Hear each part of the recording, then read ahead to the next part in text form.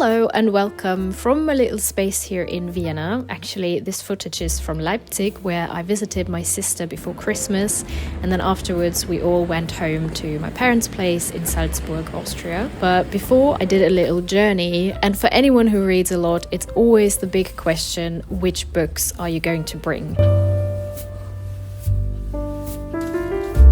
I decided on bringing Orbital by Samantha Harvey, which I'm currently reading, and this is a big recommendation. Also, you can see my little isolated teacup, which is a very important essential because for me, reading and tea goes hand in hand, and sometimes it's a bit much to bring a big thermos flask. I also packed the library books in a plastic bag because you can't imagine the books that we get back at the library, and I don't want to be one of those people where the books just look as if you had, thrown them into the toilets. I also had to bring 2 books for university, and the decision was easy. Let's just bring the thinnest books and the ones that are very light. I then traveled by train to Erfurt and then continued to Leipzig, which is about, I think it was around 6 hours or something in total.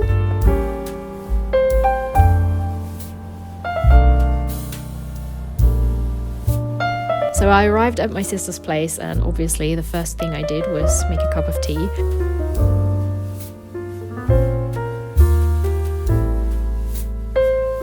My sister put this book with poems for every night of the year next to my bed. That is a very nice idea. I must say the poems from these specific days where I stayed there weren't that interesting to me. But it's so beautifully made, and I think the idea is very lovely.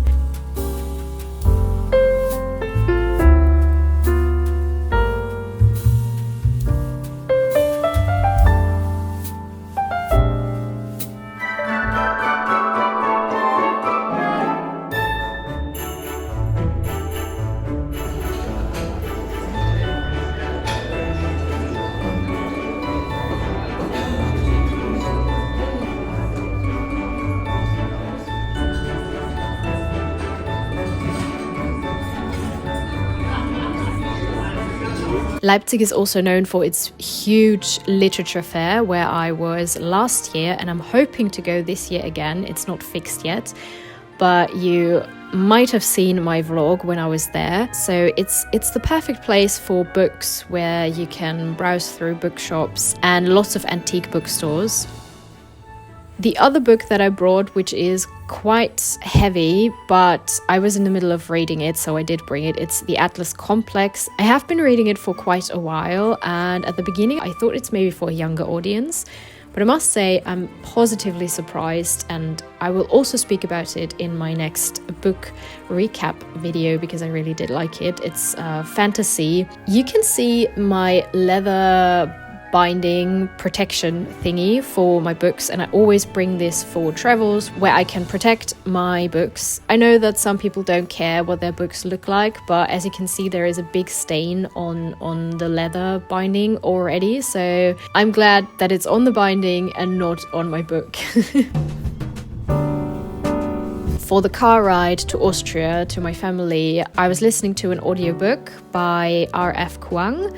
It's called Yellow Face. She has also written the book Babel, which I was very excited about. And the book Yellow Face was also very interesting. I loved it. The book is about a young woman who steals a manuscript from another author. She twists her way through a lot of controversial and kind of illegal things. You start to sympathize with her, which is really interesting.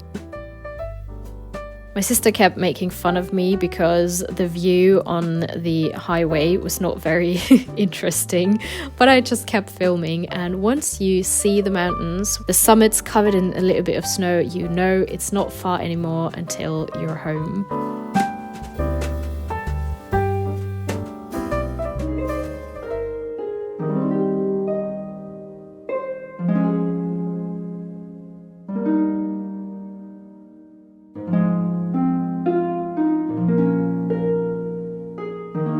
I still can't believe that it actually snowed on my birthday, on Christmas, and on New Year's Eve. It was so lovely. I love snow so much. I love winter. For anyone who hasn't heard me talk about these things in one of my previous videos. So Christmas is the perfect time for reading, in my opinion, but also to make little walks and enjoy nature that is calming down. There are absolutely no expectations in this time, or at least this is how it feels for me, so I'm really, really enjoying it. I was in this beautiful state where it makes you infuriated when someone interrupts you reading or is talking to you, showing no respect for the reader's realm. And then there is your own irritation when there is an answer required from you, when you fall so deeply into the story that when you look up from the pages, you still see and feel its world unfolding, moving forward in front of your inner eye. When you stop feeling your own body, when was the last time you ate or went to the toilet? It doesn't matter. And you pick up the book again, a hollow ache in your back from sitting so long, numb again as soon as the characters start speaking once more. Time is a proposal, space an abstraction. The only thing that binds you is the surface beneath you and the soft pages under your fingers.